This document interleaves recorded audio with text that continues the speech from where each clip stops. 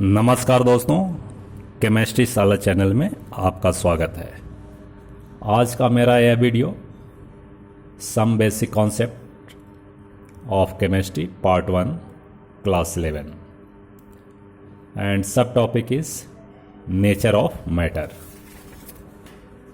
तो बच्चों, सबसे पहले आपको समझना है कि what do you mean by matter. आप बहुत ही बिगिनिंग से पढ़ते आ रहे हैं मैटर। तो बच्चों, आप पढ़े होंगे मैटर, जिसको मटेरियल भी कहते हैं, कि anything that having mass and occupies A space, उसको हम लोग क्या बोलेंगे? मैटर बोलेंगे। तो हम यहाँ लिख सकते हैं कि anything which has mass and occupies a space is called matter। ठीक है दोस्तों, अब एग्जाम्पल देखो। इसमें मास होगा, तो मास होगा, अगर हम लेते हैं स्टोन की बात करते हैं तो स्टोन मैटर है, दैट हैविंग मास। इसमें मास भी होता है स्टोन में, और ऑक्युपाई भी करता है, स्पेस को ऑक्युपाई करता है। ठीक है, तो इसको हम मैटर बोलेंगे। हम वाटर लिख सकते हैं, वाटर इज ऑल्सो मैटर, क्योंकि वाटर को अगर हम पॉट में रखते हैं तो एक तो वाटर में मास होगा, मास है ना इसमें, मास के कारण ही इसमें वेट भी है। ठीक है जी। और क्या है भाई, ये स्पेस को भी ऑक्युपाई किए हुए है। इतने स्पेस में और कुछ दूसरा कुछ आप नहीं रख सकते। That means this much space is occupied by this matter, तो इसको भी मैटर बोलेंगे। ठीक है। Gas, gas is also matter. Gas cylinder में देखो गैस भरी हुई होती है,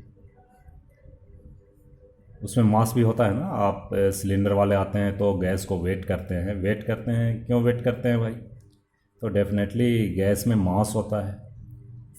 ये जो एलपीजी गैस है, इसमें क्या होता है भाई? मास होता है, तभी हम लोग तौलते हैं इसको। ठीक है दोस्तों। And that occupy space also, इसमें स्पेस भी ऑक्युपाई कर रहा है। ठीक है, तो ये बात तो बहुत प्रीवियस वाली बात है जो कि आप जानते हैं। अब इसमें देखो कि मैटर कितने स्टेट में एग्जिस्ट करता है। तो मैटर एग्जिस्ट इन 3 स्टेट। ये भी बहुत आसान सा क्वेश्चन है। कौन कौन सा स्टेट है भाई? तो first state is your solid state, second is your liquid, and third one is gas. ठीक है दोस्त। अब देखो वन बाई वन हम देखते हैं प्रॉपर्टीज कि सॉलिड किसको कहेंगे, लिक्विड किसको कहेंगे, गैस किसको कहेंगे। ऐसे आपको बहुत सारी चीज़ पता है, क्लास 10 में पढ़े होंगे, लेकिन मेरा भी फर्ज है कुछ बताना है। ठीक है, आप सीधे अभी क्लास 10 से आए हो, इसलिए थोड़ा सा तो काम करना है, थोड़ा लोड कम देना है। ठीक है, लोड आ जाएगी, चिंता मत कीजिए, लोड तुरंत आएगी, आपको बहुत ज़्यादा पढ़ना है। ठीक है बच्चों। तो सबसे पहले देखो सॉलिड। आप प्रीवियस क्लास में क्या पढ़े हो कि which has definite shape, definite mass, volume, ये सभी डेफिनिट होते हैं। तो एक तो इसका होगा कि solid having definite shape and volume, ये पढ़ते आ रहे हो। शेप एंड वॉल्यूम इसका डेफिनिट होगा, और इसमें बहुत सारे सरफेसेस होते हैं। It has many surfaces, many surfaces. और भी होता है नंबर 3, इसका मेल्टिंग पॉइंट जो होता है, its melting point is higher than room temperature. Room temperature से तो हायर होगा, नहीं तो रूम टेम्परेचर पर तो वो मेल्ट हो गया तो सॉलिड रहा नहीं। तो ये इतनी बात आपको समझ आ रही होगी। अब इसके बाद देख कुछ और बात बताते हैं। जैसे ये बात को अगर डिफाइन करना है तो मान लीजिए कि कोई सॉलिड ऐसा ले लो, ऐसा सॉलिड ले लो, ये ठीक है भाई, एक सॉलिड का ये क्रिस्टल है मान लीजिए। तो इसका शेप भी फिक्स्ड है, वॉल्यूम भी फिक्स्ड है, मेनी सरफेसेस हैं, तो मेनी सरफेस हैं इसमें। ये देखिए बहुत सारे सरफेस हैं, ये एक सरफेस इधर है, इधर है, ये भी सरफेस है, ठीक है जी। Melting point higher than room temperature, बात समझ रहे हो कि इसको हीट करोगे रूम टेम्परेचर से तभी ये मेल्ट करेगा। Fourth one is in term of chemistry, कि जितने भी जो मटेरियल बने होते हैं वो टाइनी पार्टिकल से बने होते हैं। वो पार्टिकल को क्या कहते हैं ये तो आपको पता है, एटम मॉलिक्यूल, लेकिन अभी मैं ये बात नहीं कर रहा हूँ। तो ये जो सॉलिड जो बने होते हैं वो पार्टिकल जिनको हम कंस्टिट्यूएंट पार्टिकल कहते हैं, वो कंस्टिट्यूएंट पार्टिकल को हम थोड़ी देर के लिए मॉलिक्यूल कहते हैं। और मॉलिक्यूल जो हैं ये बिल्कुल क्लोजली पैक्ड होते हैं जी, एकदम पैक्ड होते हैं ये, ठीक है। तो एक तो बात सीखा भाई कि मॉलिक्यूल्स ऑफ सॉलिड, यहाँ से देखो दो तीन बात सीखोगे। मॉलिक्यूल्स, या इसको हम कंस्टिट्यूएंट पार्टिकल भी लिख सकते हैं, कंस्टिट्यूएंट पार्टिकल्स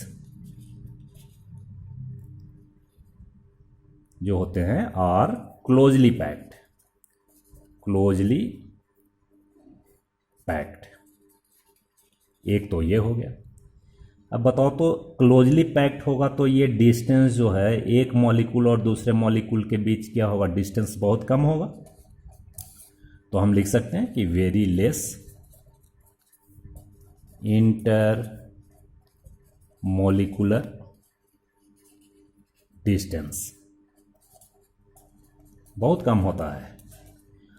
और डिस्टेंस कम है इसका मतलब एक दूसरे में फोर्स बहुत ज़्यादा लग रहा है, तभी तो एक दूसरे के पास हैं, ठीक है।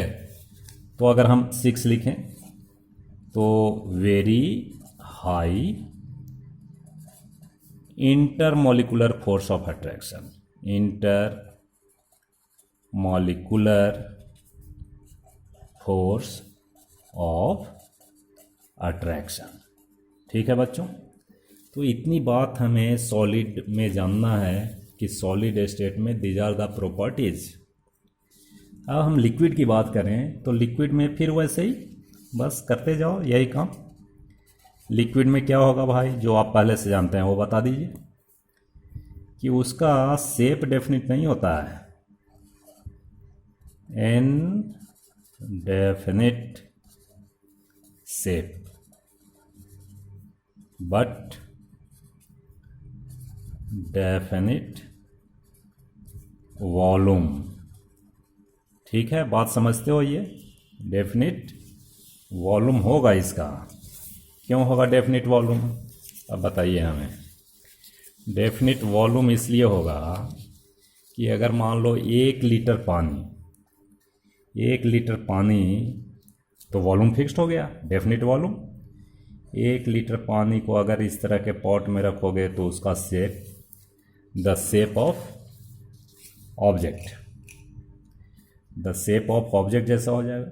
इसी पानी को अगर बोतल में आप रख दीजिए तो उसका शेप कैसा होगा, बोतल के जैसा होगा। शेप बदल रहा है ना, लेकिन वॉल्यूम यहाँ क्या है जी, 1 litre. Here volume is also 1 litre, तो वॉल्यूम इसका फिक्स्ड होगा, ठीक है भाई। अब ये पानी है तो इसमें बताओ तो कितने सरफेस हैं, एक ही सरफेस तो है, एक सरफेस है। तो नंबर 2 में लिखो, इट हैज ओनली 1 सरफेस, एक सरफेस होता है इसमें।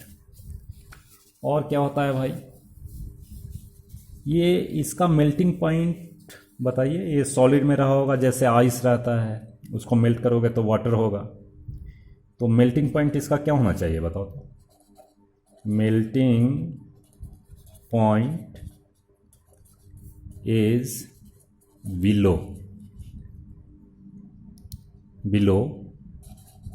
Then room temperature.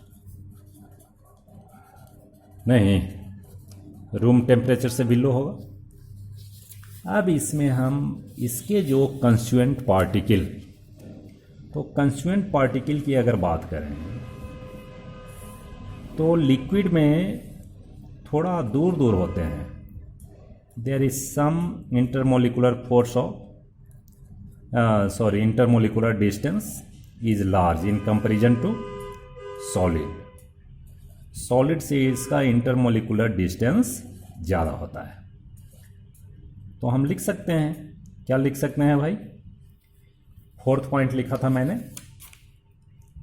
कि कंस्टिट्यूएंट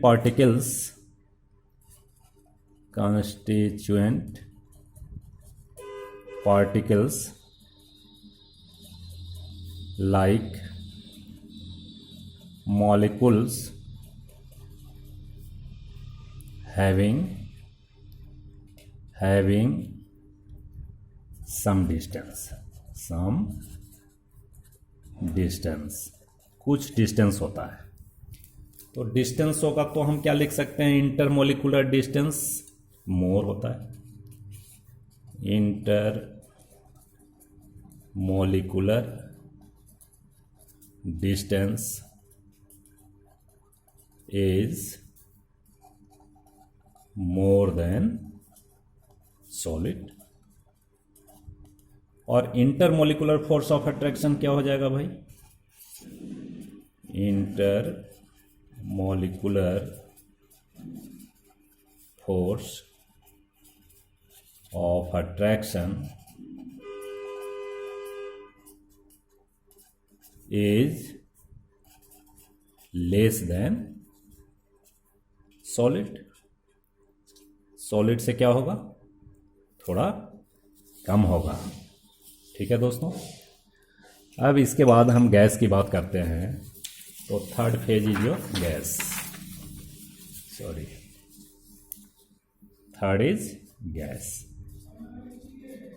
अब देखो गैस में क्या क्या हो सकता है, सोचकर बताइए कि गैस में जो है गैस जैसे पढ़ते आ रहे हो, इनडेफिनिट शेप एंड वॉल्यूम, ये दोनों इनडेफिनिट होता है। अब सोचकर बता, अगर मान लीजिए कि सिलेंडर में गैस है, ठीक है दोस्तों, तो इसका शेप क्या होगा? सिलेंडर के जैसा होगा शेप। इसको अगर रिलीज कर दो किसी कारणवश, अगर खुल जाता है ये गैस, तो ये पूरे रूम में फैल जाते हैं जी। तो अब उनका शेप क्या हो गया? रूम के शेप के बराबर हो गया। ठीक है कि नहीं? तो शेप क्या हो गया? इनडेफिनिट शेप हो गया। और वॉल्यूम, पहले ये सिलेंडर के बराबर था वॉल्यूम, अब ये गैस का वॉल्यूम क्या हो गया भाई? इतना बढ़ गया, बहुत ज़्यादा बढ़ गया। तो दोनों इसमें इनडेफिनिट होते हैं। ठीक है। अब इसमें बताओ तो सरफेस होता है क्या? नहीं होता। तो इट हैज नो सरफेस, कोई सरफेस नहीं होता भाई। ठीक है। मेल्टिंग पॉइंट, बॉइलिंग पॉइंट बताओ तो ये लिक्विड कब होगा, सॉलिड कब होगा? तो melting point is very very low, very very low, lower than room temperature. ठीक है, बहुत कम होगा। अब फोर्थ वन बात करें कि इसमें इंटरमोलिकुलर डिस्टेंस की बात करें तो ये भी मॉलिक्यूल से बने होते हैं। तो इसमें इंटरमोलिकुलर डिस्टेंस बहुत ही दूर होता है, इसलिए इसको हम दबाकर कंप्रेस भी कर सकते हैं। तो ये तो कंप्रेसिबल भी है। ठीक है। एक एक पॉइंट और लिखना चाहिए था कि gas can be compressed, solid can not be compressed and liquid can not be compressed slightly. थोड़ा थोड़ा उसको हम कंप्रेस कर सकते हैं। ठीक है दोस्तों। तो इसमें इंटरमोलिकुलर डिस्टेंस क्या होगा भाई, लार्ज हो। Intermolecular distance very large, very large. और अट्रैक्शन क्या होगा, अट्रैक्शन जब ये लार्ज डिस्टेंस है तो अट्रैक्शन बहुत कम हो जाएगा। So intermolecular attraction is very less. Intermolecular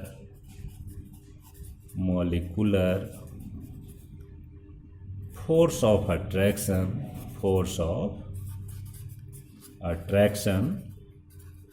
is very less।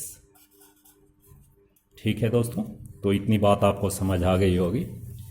अगर ये वीडियो आपको अच्छा लगे तो प्लीज़ सब्सक्राइब कीजिए, शेयर कीजिए, लाइक कीजिए and press the bell icon so that you will get the notification first। Thank you very much।